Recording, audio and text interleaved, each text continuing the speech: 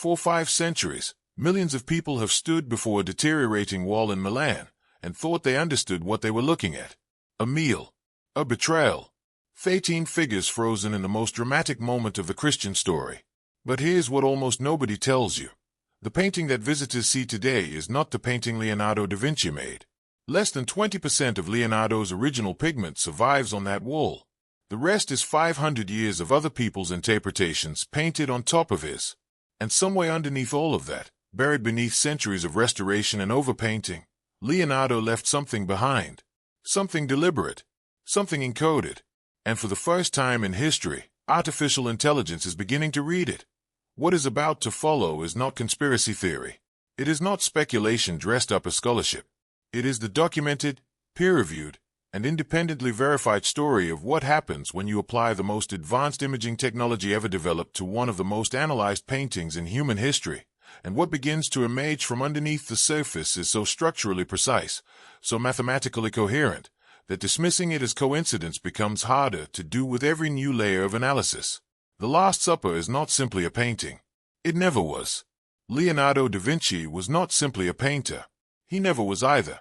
And the wall in Milan where he worked for 3 years in the late 15th century may contain one of the most sophisticated encoded messages any artist has ever deliberately hidden inside a work of art. To understand why this matters, you have to understand who Leonardo actually was. The popular image of Leonardo as a painter with a wandering mind who happened to produce a few masterpieces does not begin to capture the reality. Leonardo da Vinci was a scientist, engineer, anatomist, architect, musician, mathematician, and philosopher operating in one of the most intellectually fertile environments in human history.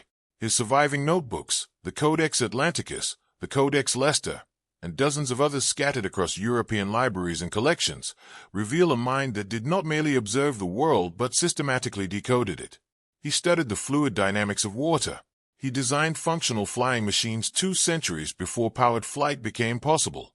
He dissected human corpses and produced anatomical drawings of such precision that medical schools were still using them 4 centuries later. He investigated the mathematical principles underlying musical harmony and argued that painting, music, and mathematics were expressions of the same underlying language. Leonardo did not keep his knowledge public. He encoded it. His most famous method of concealment was his mirror writing, the practice of writing his private notes in reverse script that could only be read when held up to a mirror. Scholars have debated for centuries whether this was simply a consequence of his left-handedness or a deliberate strategy of concealment. The evidence increasingly supports deliberate concealment. Leonardo was working in a world where certain ideas were dangerous, where the boundaries between art and heresy were enforced by institutions with real power, and where a man who embedded unconventional cosmological or theological ideas in a public commission would have needed to hide them carefully. Mirror writing was just the beginning. His notebooks also demonstrate a systematic practice of encoding mathematical and geometric relationships into his compositions, relationships invisible to the casual observer but structurally present for anyone with the knowledge and tools to detect them. The Last Supper was commissioned by Ludovico Sforza, the Duke of Milan, around 1495. Sforza was one of the most powerful rulers in Italy during one of the most turbulent periods in European political history. He understood that art was politics, that a great painting in the right location communicated power, piety, and legitimacy simultaneously. He commissioned Leonardo to paint the Last Supper on the north wall of the refectory of Santa Maria del Grazie, a Dominican convent he intended as the Sforza family mausoleum. The monks would eat their daily meals beneath it. The theological symbolism was obvious and intentional. Their physical bread would be consumed in the eternal presence of the sacred meal that instituted the Christian Eucharist. What Sforza commissioned and what Leonardo actually created may not have been exactly the same thing. Leonardo accepted the commission and then worked on the painting for approximately 3 years. His method was already unusual enough to attract contemporary comment. Traditional fresco technique required artists to work with speed and certainty, applying pigment to wet plaster before it dried, committing to each brushstroke permanently. Leonardo could not work that way. He was constitutionally incapable of the kind of rapid, final commitment that fresco demanded. He was known to stand before his works for hours without touching them, thinking, reconsidering, imagining alternative compositions. He needed time. He invented a technique that gave it to him, applying tempera and oil to dry plaster in a method that allowed him to revise and layer and reconsider. The technique worked artistically. It failed chemically. Within 20 years of completion, the painting had already begun to deteriorate. The pigment was not bonded to the plaster. It sat on top of it, vulnerable to every fluctuation of temperature and moisture in the refectory air. By the time the art historian Giorgio Vasari saw the painting in 1556, barely half a century after its completion, he described it as reduced to a blurred and indistinct mess. The deterioration continued for the next 4 centuries. Restorers applied varnishes to seal the surface. They retouched sections where the original paint had fallen away. They overpainted entire figures, replacing what Leonardo had made with what they believed he must have intended. Each intervention added another layer. Each layer buried more of the original. By the 20th century, scholars estimated that less than 20% of Leonardo's original paint surface survived anywhere on the wall. The painting that visitors stood before was not the Last Supper Leonardo created. It was a 500-year accumulation of other people's attempts to save it, each attempt obscuring more of what they were trying to preserve. The restoration that changed everything began in 1978.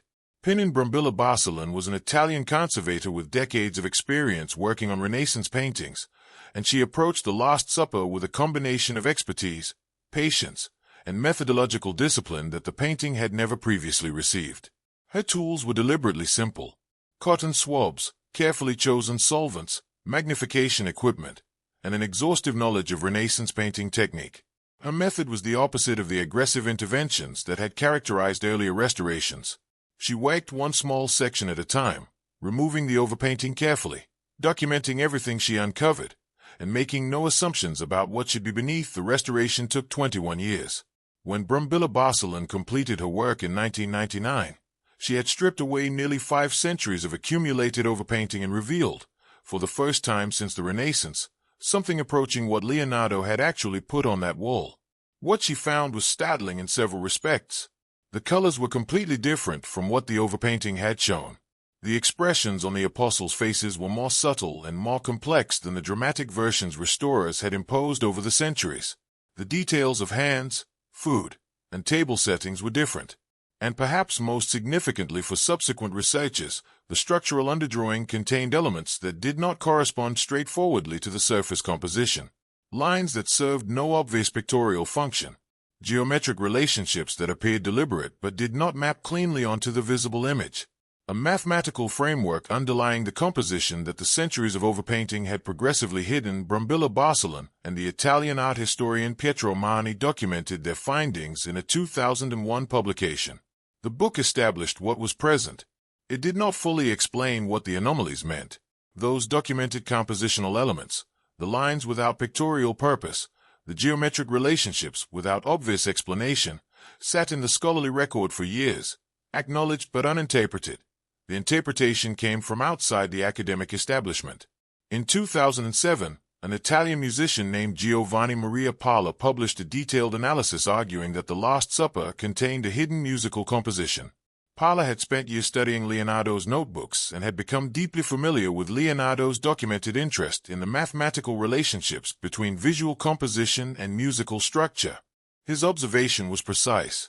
The positions of the apostles' hands, their spatial relationships to one another and to the table, and the placement of the bread loaves on the table, when mapped onto a musical staff and read from right to left in the direction of Leonardo's mirror writing, produced a coherent musical sequence.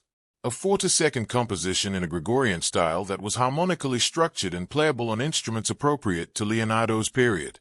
Palla published the notation and recordings of the piece being performed. The academic response was dismissive.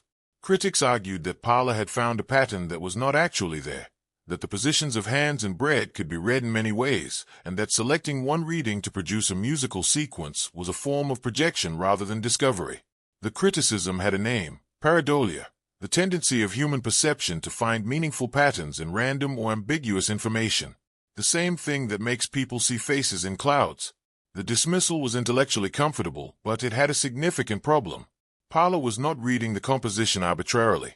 He was applying Leonardo's documented method of mirror reversal to a composition structured around Leonardo's documented interest in musical mathematics. The dismissal rejected the conclusion without seriously engaging with the methodology. That same year, a computer technician named Slavomir Pesci conducted a completely independent analysis using entirely different methods. Pesce was not a musician. He was not an art historian.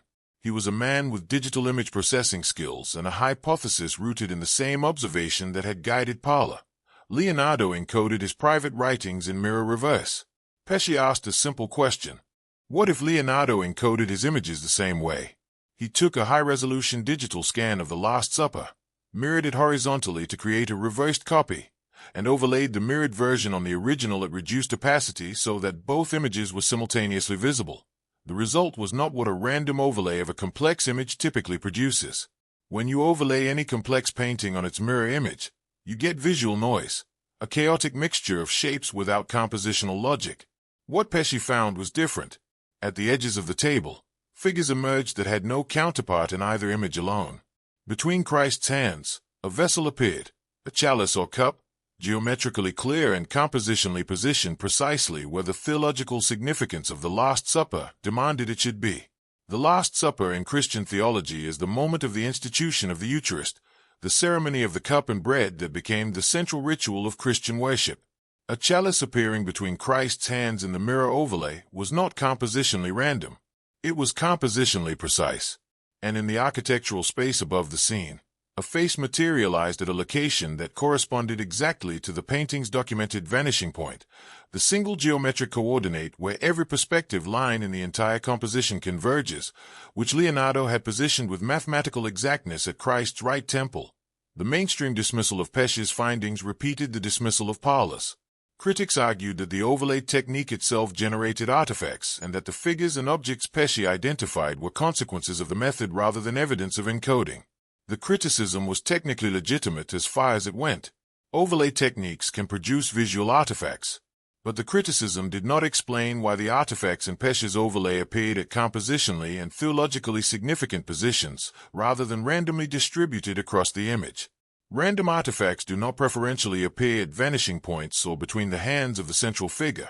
What has changed in the years since these initial findings is the quality of the tools available for analysis.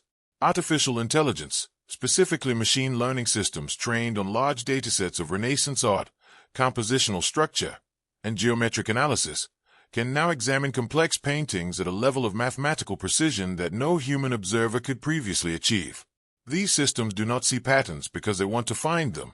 They identify statistical regularities in color, form, geometric relationship, and spatial structure, and they flag those regularities when they exceed the threshold of probability that would be expected from random variation.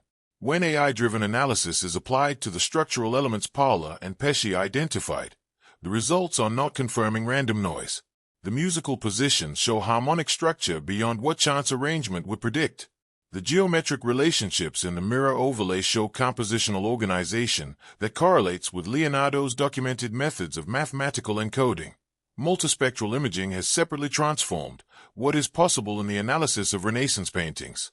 The technique uses cameras sensitive to different wavelengths of light, including visible light, infrared, ultraviolet, and X-ray, to photograph artworks and reveal layers invisible to the naked eye. Different wavelengths penetrate to different depths. Infrared reflectography can reveal underdrawings made before the paint was applied. X-ray imaging can reveal earlier compositional states, corrections, and pentimenti, the traces of things Leonardo painted and then changed his mind about.